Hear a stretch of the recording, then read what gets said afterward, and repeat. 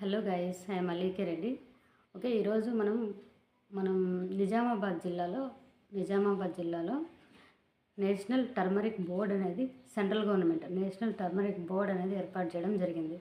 Okay, national turmeric board Nizamabad జిల్లాలో అంతకుముందు మనం చూస్తే కరెంట్ అఫైర్స్లో భాగంగా ఆర్మూరు జిల్లాలోని పసుపుకు జియోగ్రఫికల్ ఇండికేషన్ ట్యాగ్ వచ్చింది.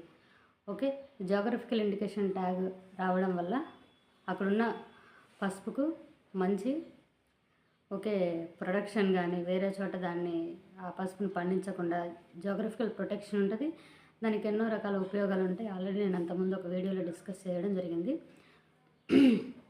ఆర్మూర్ పసుపు అనేది చాలా ఫ్లేవర్, దానికి ఒక ఔషధ గుణాలు ఉన్నాయి, మెడిసినల్ వాల్యూస్, సో ఇవన్నీ ఉన్నాయి. సో అట్లాగే ఈ నిజామాబాద్ జిల్లాలో నేషనల్ టర్మరిక్ బోర్డు ఏర్పాటు చేయాలని చెప్పేసి అక్టోబర్లో ప్రధాని మోడీ గారు దీని గురించి ఒక హామీ ఇవ్వడం జరిగింది. ఎందుకంటే తెలంగాణలో ఎక్కువగా పసుపు పండించడం జరుగుతుంది. అంటే మహారాష్ట్ర ఫస్ట్ ప్లేస్ ఉన్నప్పటికీ సెకండ్ తెలంగాణ, తమిళనాడు, కొన్ని ప్లేస్లలో. సో ఇట్లా ప్రధాని గారు ఒక హామీ ఇవ్వడం జరిగింది 2023 ఎలక్షన్స్లో భాగంగా. సో ఆ విధంగా ఆయన ఇచ్చిన హామీ అనేది నెరవేర్చుకోవడం జరిగింది. సో రీసెంట్గా నిజామాబాద్ జిల్లాలో నేషనల్ టర్మరిక్ బోర్డు అనేది ఏర్పాటు చేయడం జరిగింది. ఓకే, దీంట్లో మెయిన్గా ఈ బోర్డులో మెంబర్స్ వచ్చేసరికి అధ్యక్ష పదవితో పాటు ఆయుష్ మంత్రిత్వ శాఖ నుంచి, ఎందుకంటే ఇది ఔషధ గుణం కలిగిన పసుపు, జియోగ్రఫికల్ ఇండికేషన్ ట్యాగ్ కూడా వచ్చింది. పసుపు చాలా మెడిసినల్ వాల్యూస్, బ్యూటీ ప్రొడక్ట్స్, ఫుడ్లో వీటన్నిటిలో జనరల్గా యూజ్ చేస్తుంటాం. ఓకే, దీంట్లో అందులో భాగంగా ఆయుష్ మంత్రిత్వ శాఖ నుంచి మెంబర్స్, సెంట్రల్ గవర్నమెంట్ ఔషధాలు, వ్యవసాయం, రైతు సంక్షేమం, వాణిజ్యం, పరిశ్రమ శాఖలు, అలాగే 3 రాష్ట్రాల నుంచి సీనియర్ స్టేట్ ప్రభుత్వ ప్రతినిధులు, అలాగే పరిశోధనలో నిమగ్నమైన ప్రభుత్వ సంస్థల ప్రతినిధులు, పసుపు రైతులు, ఎగుమతిదారులు, వీళ్ళందరూ కూడా దీంట్లో సభ్యులుగా ఉంటారు. ఓకే, ఈ బోర్డు కార్యదర్శిని వాణిజ్య శాఖ నియమిస్తుంది. ఈ సంస్థ కింద ప్రాంతీయ, డివిజనల్, ఫీల్డ్ కార్యాలయాలు ఉంటాయి. ఈ బోర్డుకి మొదటి చైర్మన్గా పల్లె రంగారెడ్డి. ఈయన ఆర్మూర్ జిల్లాకు చెందిన వ్యక్తి పల్లె రంగారెడ్డి ఈ బోర్డుకి ఫస్ట్ చైర్మన్గా నియమించడం జరిగింది. ఓకే, ఈయన వచ్చరికి ఈ ఆర్మూర్ రంగారెడ్డి చైర్మన్గా నియమించడం జరిగింది. ఈ చైర్మన్ యొక్క పదవీ కాలం 3 సంవత్సరాలు ఉంటుంది. ఓకే, నెక్స్ట్ ఈ పసుపు బోర్డు కార్యకలాపాలు జరుగుతాయి. సో జాతీయ సుగంధ ద్రవ్యాల స్పైసెస్ బోర్డు అని చెప్పేసి 1987లో ఇండియాలో ఎస్టాబ్లిష్ చేయడం జరిగింది. ఓకే, దీంట్లో 52 డిఫరెంట్ సుగంధ ద్రవ్యాలు, మనం వాడే వంటలలో వాడేవి కానీ ఇవన్నీ కూడా 52 ఐటమ్స్ సుగంధ ద్రవ్యాల కింద చేర్చడం జరిగింది. అందులో పసుపు ఒకటి. ఓకే, దీని యొక్క 52 సుగంధ ద్రవ్యాల బోర్డు వచ్చేసరికి కేరళలో ఉంది. రీసెర్చ్ అండ్ టెక్నాలజీ దీని కింద చేయడం జరుగుతుంది, కేరళలో ఉంది. ఓకే, బట్ ఈ 52 స్పైసెస్ బోర్డు నుంచి మళ్ళీ పసుపుకు ఒక సపరేట్గా ఒక నేషనల్ టర్మరిక్ పౌడర్ బోర్డు అనేది తీసుకురావడం ఒక మంచి ఆలోచన. ఇది ఇంకా దీంట్లో పసుపు ఎక్కువగా మనం చూస్తే అల్లం కానీ పసుపు కానీ కోవిడ్ టైంలో చాలా ఎక్కువగా ఎక్స్పోర్ట్ అయింది.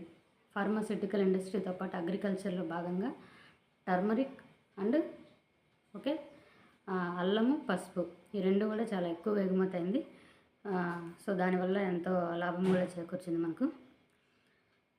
ఈ పసుపు బోర్డు పెట్టడం వల్ల మనకు ఒక యూజెస్ ఏంటంటే, సుగంధ ద్రవ్యాలు కాకుండా కేవలం పసుపు పైన పనిచేసే కొత్త బోర్డు పసుపు పంటపై పరిశోధన అంటే రీసెర్చ్ జరుగుతుంది, మార్కెటింగ్ పెంచుతారు, ఏమన్నా డిసీజెస్ ఉంటే తగ్గించడానికి, కొత్తవి ఏమన్నా అంటే వంగడాలను సృష్టించడం వాటికి, సో తెగుళ్ళ నివారణ, యాంత్రీకరణ, రైతుల సూచనలు, మార్కెటింగ్ పెంచడము, నాణ్యత పెంచడం వంటివి ఈ పసుపులో రకరకాలుగా తీసుకొచ్చి రైతులకు ఉపయోగపడే విధంగా ఈ పసుపును రీసెర్చ్ చేసి ఉన్న తెగుళ్ళను నివారించి రైతులకు ఎక్కువగా ప్రొడక్షన్ వచ్చే విధంగా ఈ బోర్డు అనేది పనిచేస్తుంది. సో దీనివల్ల ప్రయోజనాలు.